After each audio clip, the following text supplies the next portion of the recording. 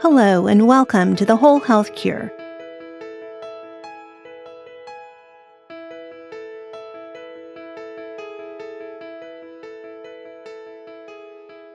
In this episode, I'm excited to be joined by two leading experts in the area of talking about weight, diet, health, and exercise. And we're going to cut through the messy world of trends and hacks and distill science-based perspective.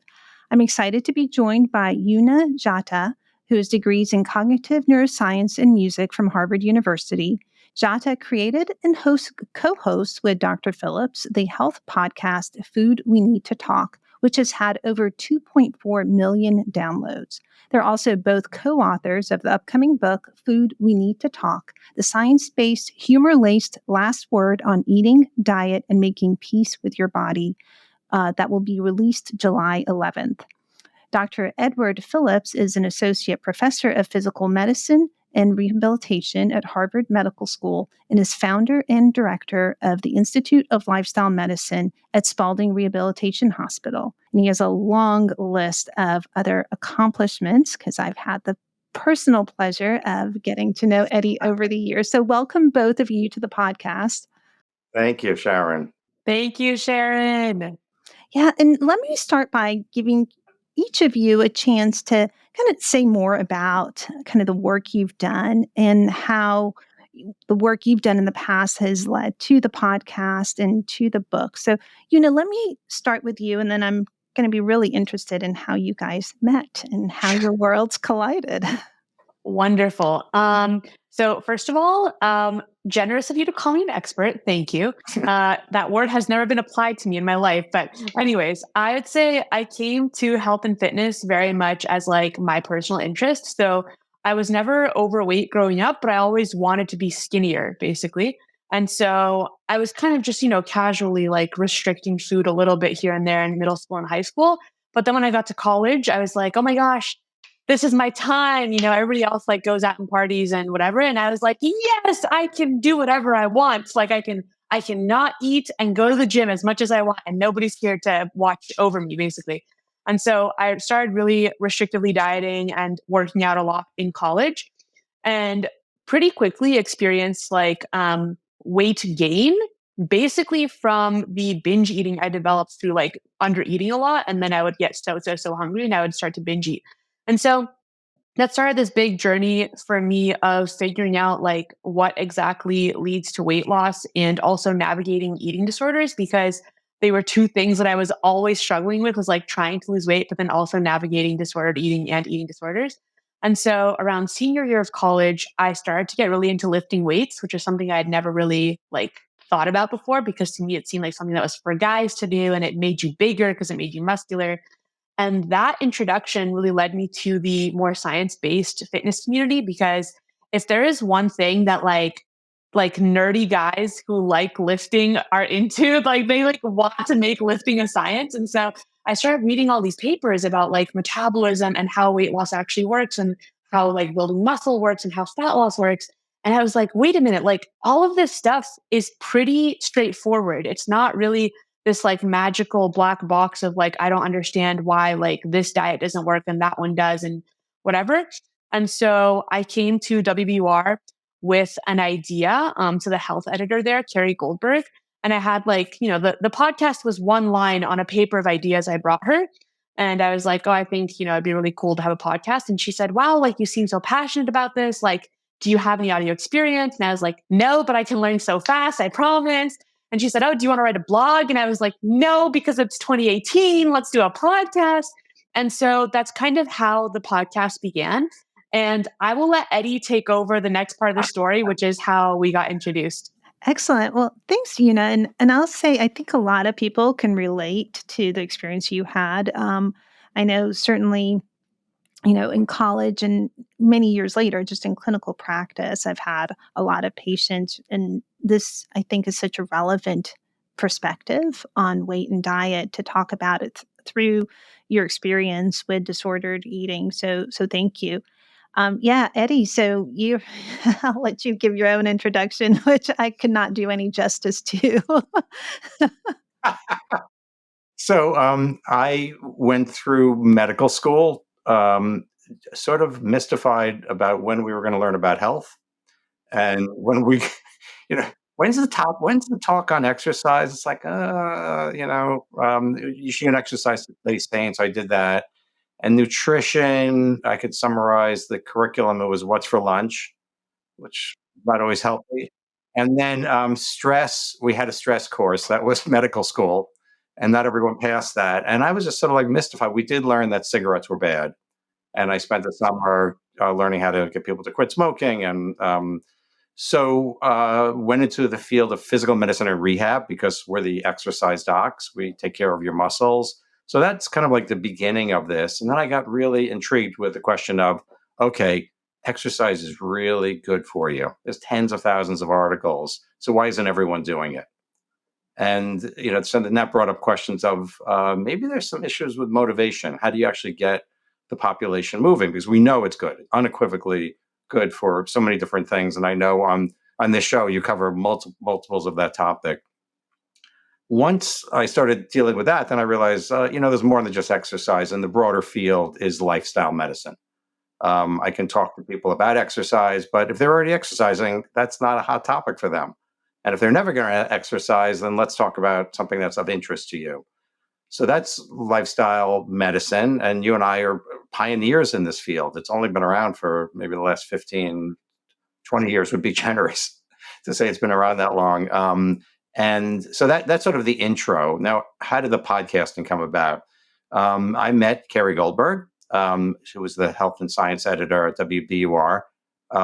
She came to cover when we had the U.S. Surgeon General come to speak at our conference.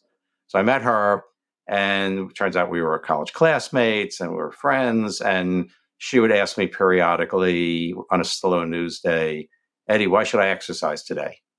And that turned into sort of a blog on her part. And then the first podcast called The Magic Pill. So we did The Magic Pill. It's 21 days. And if you listen to it, maybe you hate exercise a little bit less. We won this big award for it. And then the lights went out because, we were done with that podcast. So then a couple of years later, Una makes her way into the scene. And the full story is that she cold called the Carrie Goldberg and then persisted until Carrie responded. And basically, that's where the match was made, where she said, you've got the passion, you've got the, but maybe let's, marry this with just a different perspective. So Una and I, as you look at us, have vastly different perspectives on the world from our ages to our genders to our sensibilities, but we both are passionate about what's it going to take for us and for the population to get healthier and happier while doing it.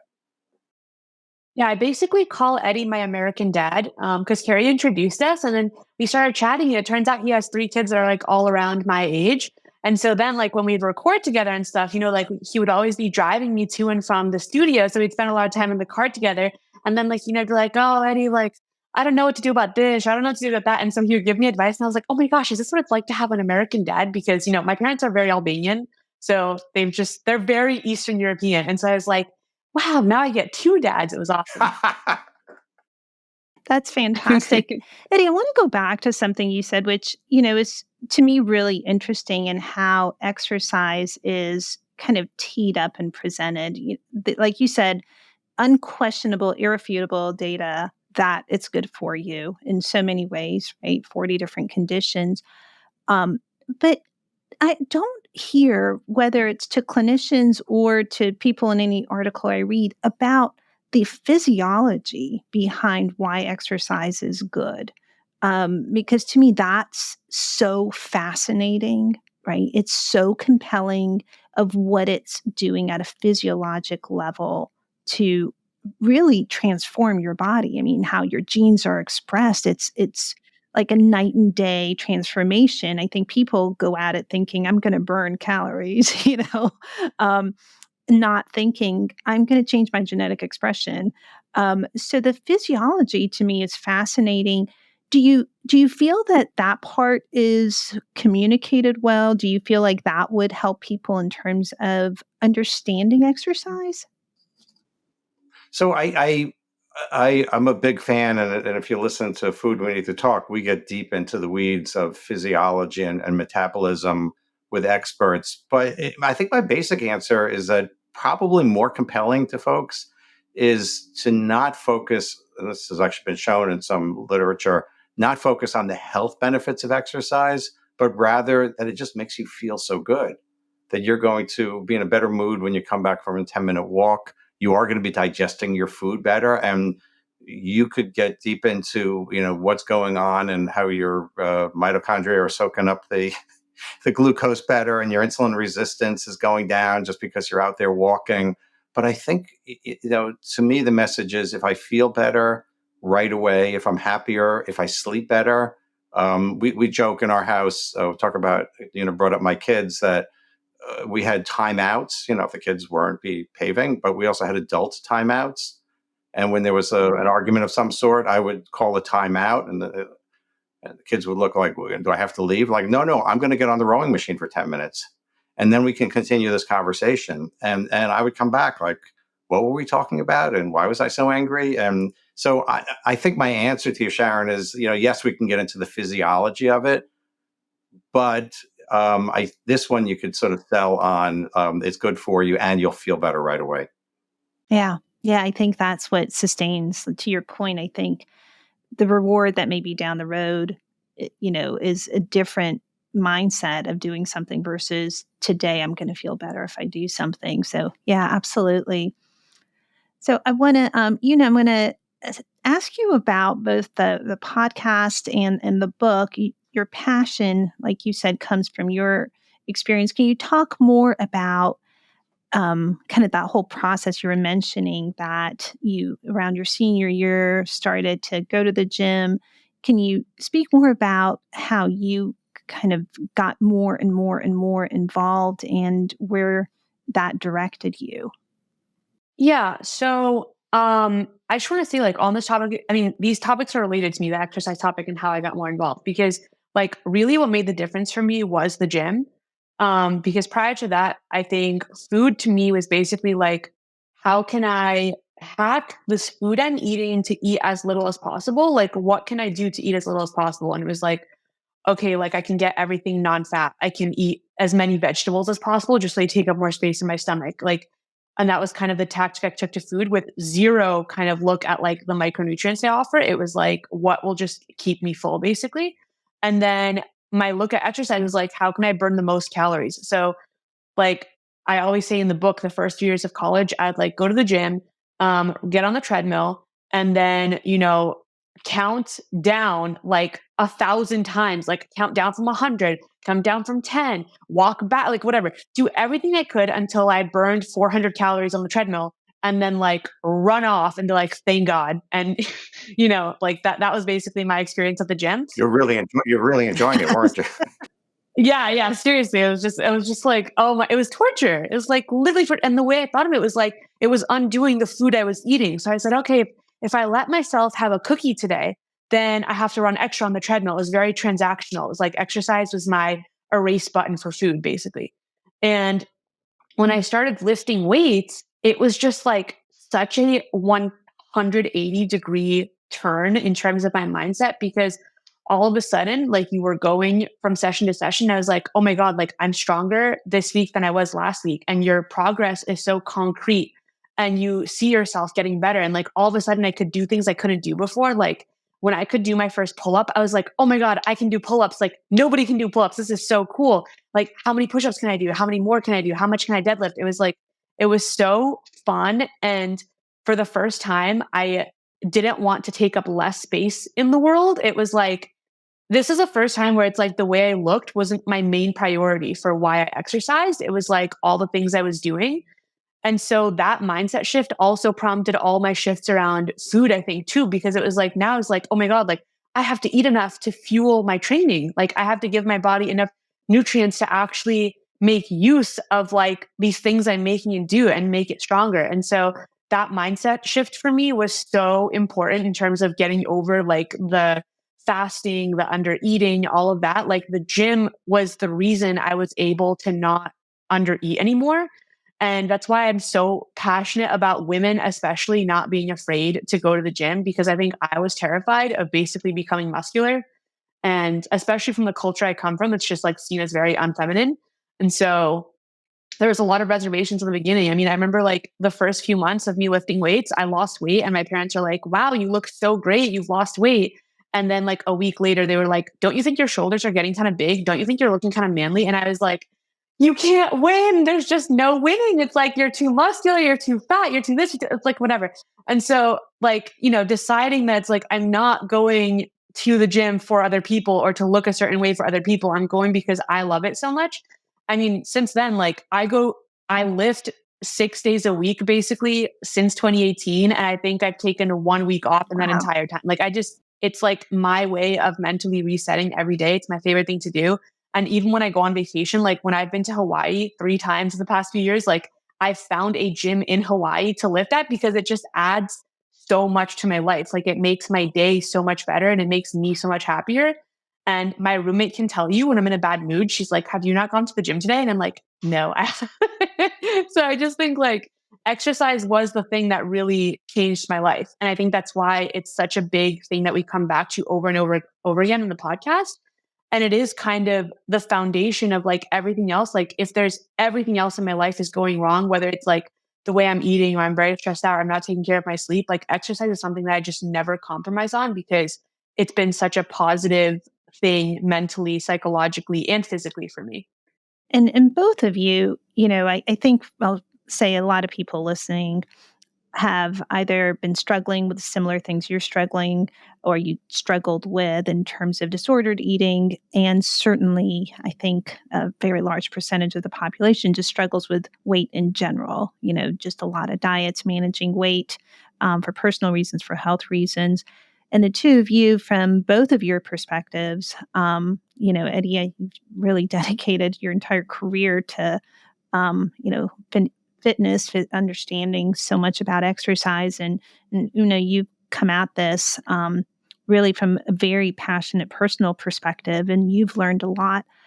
What would you start to share with people who are in really struggling with both, or either? I mean, we can kind of look at these separately.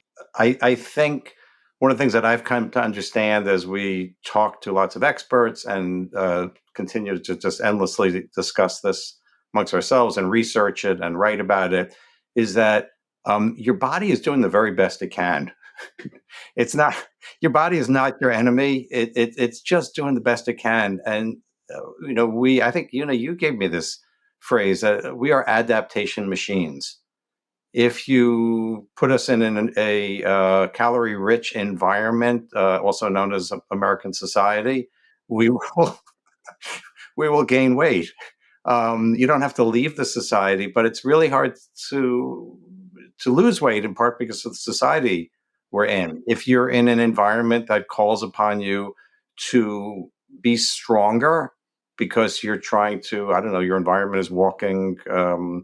A 7-day hike someplace, like your body will get stronger.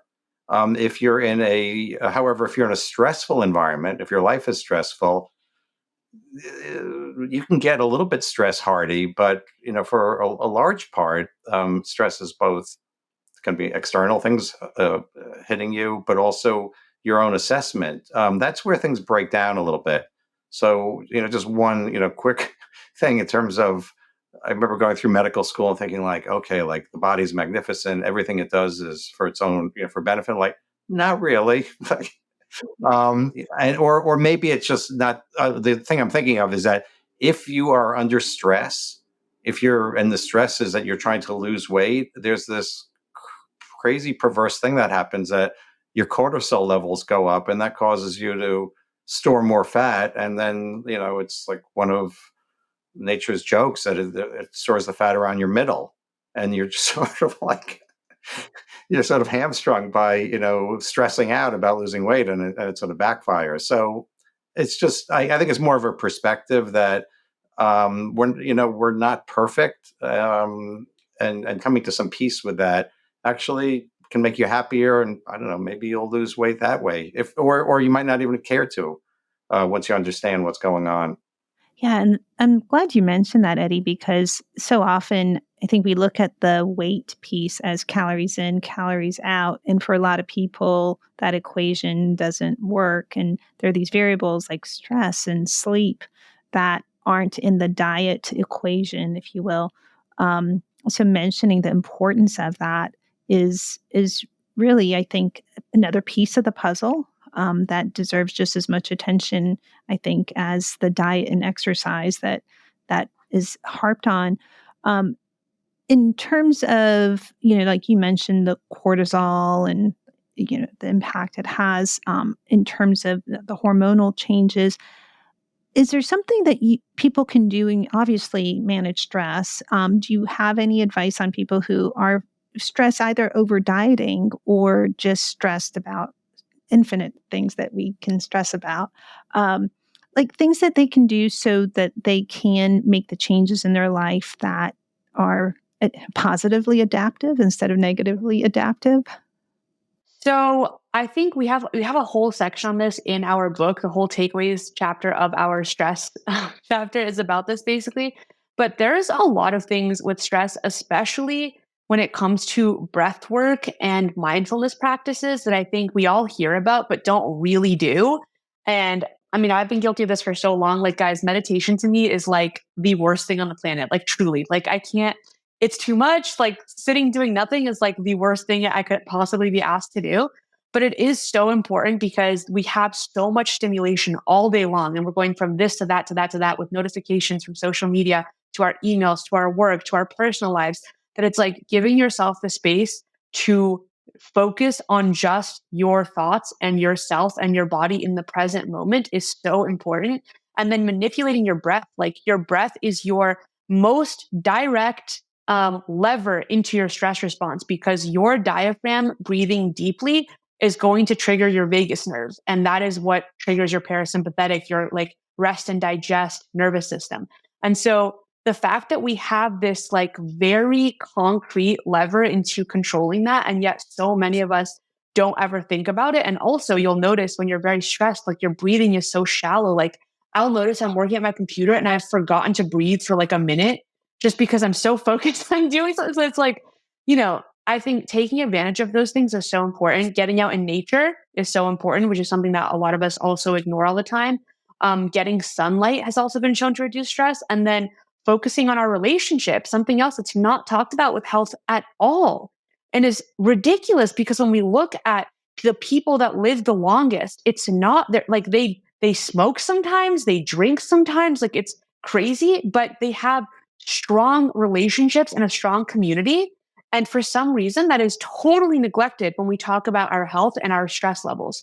So I think those are some of the things that like are never talked about, but are so, so, so important. And I am guilty myself of not focusing on those things because I think they're less tangible and they're also less convenient for us to focus on, because it's so much easier to say only eat this and go to the gym. And these things take a lot more work. But I think there are things that everybody can do more to improve on. Yeah, no, I agree. Eddie, do you want to add to that? I'll give it like a very different answer, which is that I think one of sometimes if the goal is just looking at a number on the scale, then you miss the point of the exercise. So what we get at, and this comes from, it's called whole health, and we do it across the Veterans Health Administration where I work, is the first question to someone is, what do you want your health for? What really matters to you? And then my favorite question, because I deal with musculoskeletal issues, is, what activity are you going to be able to do when you're feeling a little better? Like I know your knee is arthritic and that's why you're here. And I can do X, Y, and Z. I can inject it and put creams on it and give you pills and send you to PT. None of that is new. What's new is asking the individual in front of me, okay, what's this getting in the way of? And then you hear the most wistful, beautiful stories. Like one that I love telling is a guy with a big belly carrying extra weight, which puts a stress at your knee. We could talk about the physics of that there. And his legs are weak. I know how to measure that. And he has trouble getting out of a chair unless he uses RSO. You're stressing out your knees, but what's this getting in the way of? And he goes, it's my grandson. I go, is he okay? He goes, oh, he's great. He's learning how to play baseball. He's 10 years old. I'll go like, that's lovely. What does that have to do with your knees? He goes, I need to teach him how to throw the ball. Okay. I'm still missing something here. Actually, I think I asked about the kid's father, and he goes, oh, my son-in-law is lovely. He just doesn't know how to teach him right. So I have to do this. Like, this is my mission. This is the activity I need to do. When he throws the ball to me, I can't bend down and pick it up. Okay. That's really important to you. Yeah, it means everything to me. And then I try to do a therapeutic pause, which is hard for me, but let's try. What would you like to do?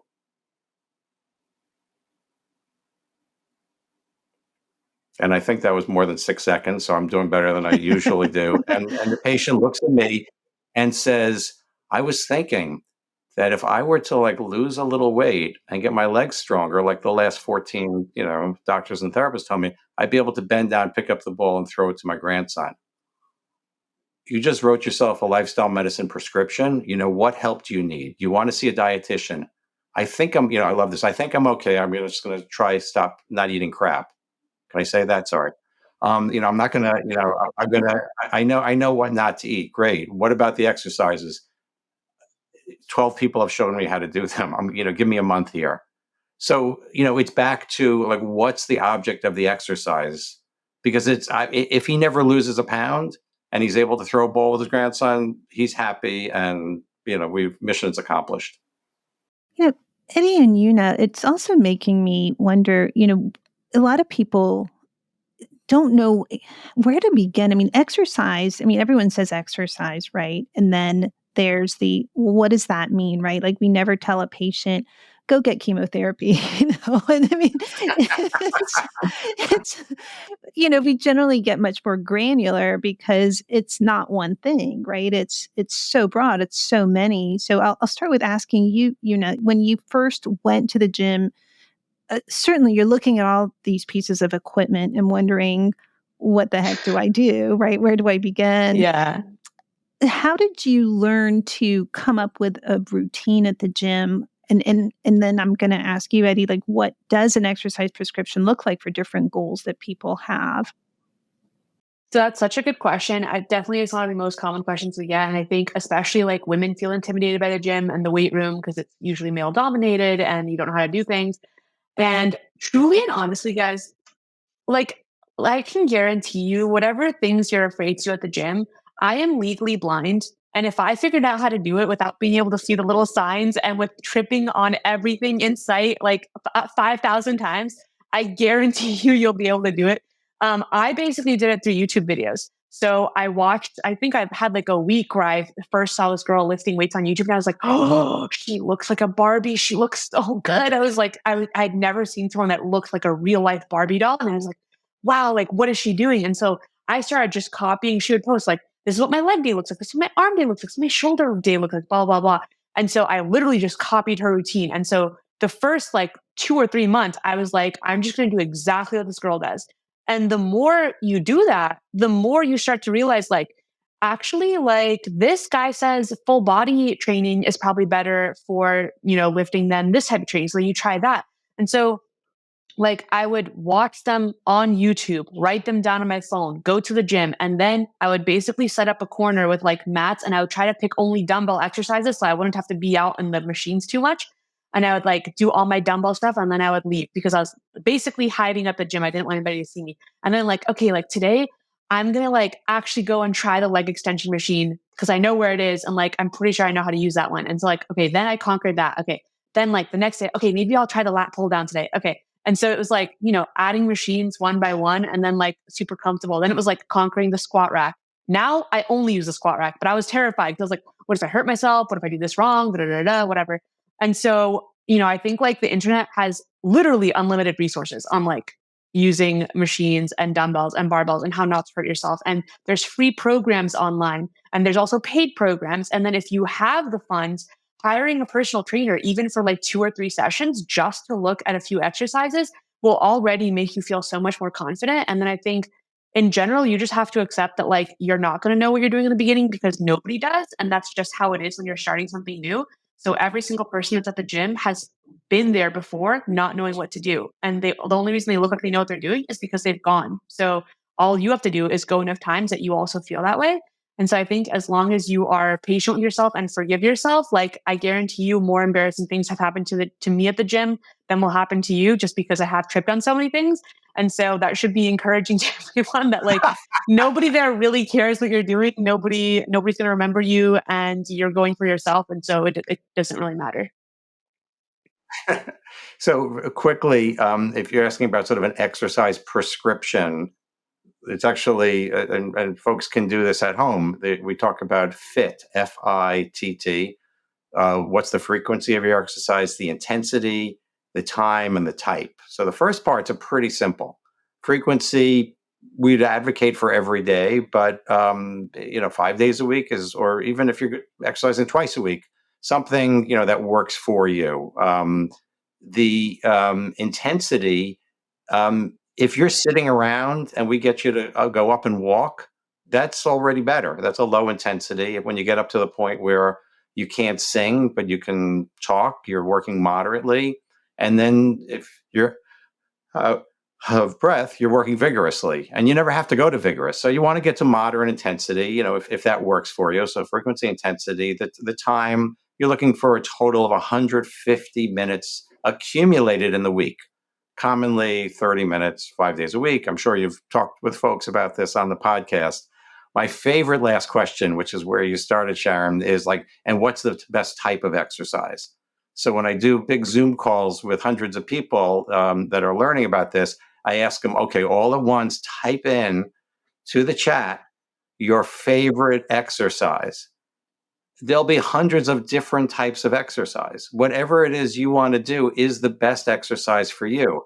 And one of my favorite things is asking patients, because unless you ask, you will never, ever hear what they're doing. If you met my 92-year-old mom, you would not know that she swims. Maybe you'd smell her hair, or she didn't get the chlorine out. If you met my mother-in-law, actually, you wouldn't have to ask her about dancing, because she would tell you about it right away. I had a patient the other day. I've never heard. Tell me if you've heard this one before. They use a weighted hula hoop. Hello? Weighted hula hoop. And they said, should I continue? I go, yeah. Your core is really strong. You should. I really want to get one now. Wait, I love hula hooping. That's so fun. All right. So you and I have just developed a challenge for ourselves on one of the podcasts. So the point is just whatever you want. If you want to garden, if you want to dance, if you want to hike, if you want to, play pickleball. Haven't picked that one up yet. Then it all works. And there's a lot of questions that people have around exercise and metabolism, right? Everyone wants to boost their metabolism, and I'm sure you both have a lot to say about that. So tell me about metabolism. So one of the really interesting things about exercise and metabolism is that, and I think it's often people like find this out and they're so upset, is that exercise is the smallest contributor to your metabolic rate, right? For someone who does exercise, it's up to 5% of your metabolic rate for the week. And for someone who doesn't, it's 0, right? And so basically, the long story short is like so much of your metabolism is taken up by other things like your basal metabolic rate, which is just the calories your body burns to stay alive. That is the vast majority of the calories that you are burning in a day. And even if you're exercising all the time, if you average it out over the week, like imagine all the time you spend at the gym, like not actually exercising, right? Like you're resting between sets, you're fixing your hair, you're going to the locker room, you're driving to the gym, you're coming back. So how many minutes are you actually spent exercising? And then average that out over the week, it's really not that many calories. So the reason to be exercising is not the calories that you are burning during the exercise session. And when we look at studies of weight loss and we look at diet versus diet and exercise, the difference between the diet and exercise and diet groups is not that big. And it's certainly not what you would expect from the extra calories they're burning from exercise. So it seems like whatever extra calories you're burning, it's not that many. And all those calories do not translate into that much extra weight loss. So people are like, okay, great. So I'm not going to exercise then because it doesn't contribute to my weight loss. But what you should exercise is that it makes a massive difference in terms of weight loss maintenance. So in the exact same studies, when they look at people who exercise versus people who don't and continue the diet, those who don't exercise gain back the weight after their diet, and those who keep exercising do not. And we probably think it has to do with the fact that people who exercise maintain their muscle mass a lot better. And muscle mass is the biggest contributor to your basal metabolic rate because muscle is a very metabolically active tissue. And so when you're exercising, not only are you growing bigger muscles, but you are tearing down muscles as you exercise that get repaired afterwards. And that costs a lot of energy for your body. And so, although you're not burning many calories in your workout session, you are burning a lot more calories outside your workout session as your body repairs those muscle tissues. And so, especially as you're aging, like going through 30s, 40s, and 50s, and muscle loss becomes a real problem, that is the biggest reason why people's metabolic rate slows down as they age. If you look at just your basal metabolic rate, it does not change from 20 to 60. But the reason people feel like their metabolism is getting slower is because they're losing muscle mass and they become less physically active. So I think the biggest reason to exercise in terms of your metabolism is to maintain your muscle mass and keep that metabolic rate going outside of your training sessions. And that's why I think it's so important and why it's also very close-sighted to just look at the calories you're burning during your exercise sessions. So another like adding to what Yuna's saying, the pathologic state is to be sedentary. Our bodies are designed to move, and to not move is to then allow for all of this uh, completely preventable illness to come on. Like in our society, we mistake aging with immobility, and the people that keep on moving don't seem to age as much, and that's actually the way it's supposed to be. From so just a little bit more. Eunice talked about going to the gym and lifting heavy weights, and by the way, posting on TikTok and other places Thank you. of her doing all these magnificent things. Like my routine is more, swimming, biking, running, and then coming home and doing like a weight workout in my basement with hand weights. But in that time that I do it several times a week, I can make a demand on my body that's about 100 calories a day just to repair the work, the damage that's been done. Doesn't sound like a lot, but over the course of a month, that's about 3,000 calories, and that should be just under a pound of energy. So the pathologic state is to stay still. We need to resist that by finding stuff that we enjoy, and yeah, and doing it, and keep on changing it.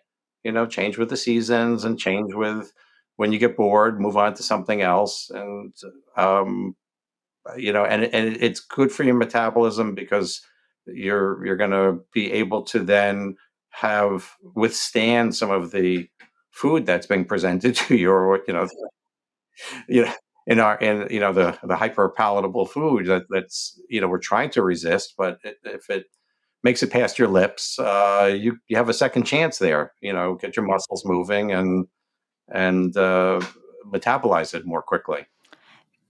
So I'll share my perspective on this. I don't think people can stay healthy without exercise. Like I think it is.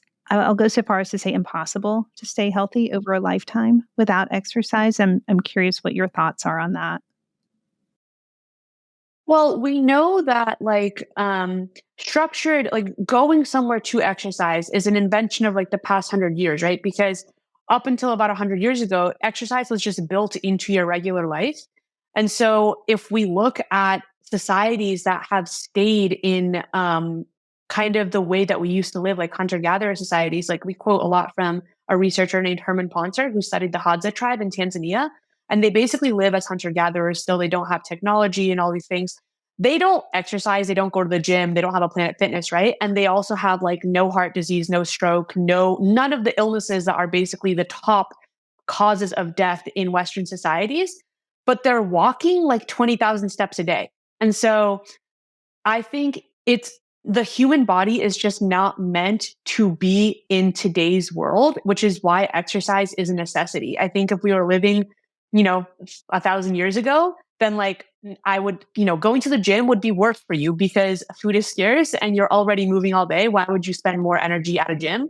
But it's like in today's world, it is something that you have to go out of your way to do just because we are not moving as much as we used to. So I think they move more in a week than the average American moves in a day. or sorry, they move more in a day than the average American moves in a week, is what I'm trying to say. And I think that it was a huge insight for all of us to see that. I have conversations I have with my patients about, you have to be strong enough to do your job. So I take care of veterans, and a lot of these guys are working as firefighters and police officers. And we talk about, like, you have a huge demands on your body. You need to train up so that you don't get hurt. So we understand that. But to your point, Sharon, you even need to exercise just to be able to sit comfortably. There's an expression like called an office athlete. Like, what would it take to be able to sit for 8 hours a day and not get slumped shoulders and a bad back and pinched nerves and here there we are as we pretty up and sit up straight. So I will refer to a Sports Illustrated article. I think it was 50 years ago when Bobby Fischer, who was a chess master, was supposed to play in a world championship. And they wrote him up, I believe it was in Sports Illustrated. And the question first was, is chess a sport? Which we could argue about. But the article was about how he really, I've never met him. Maybe I've seen the movie, but I don't know that he necessarily wanted to exercise. But in order to sit for the 6-8 hour chess matches, he went into the gym so that he would be strong enough to sit there and not be distracted. So he would have an advantage over his opponent because he was in good enough shape to sit.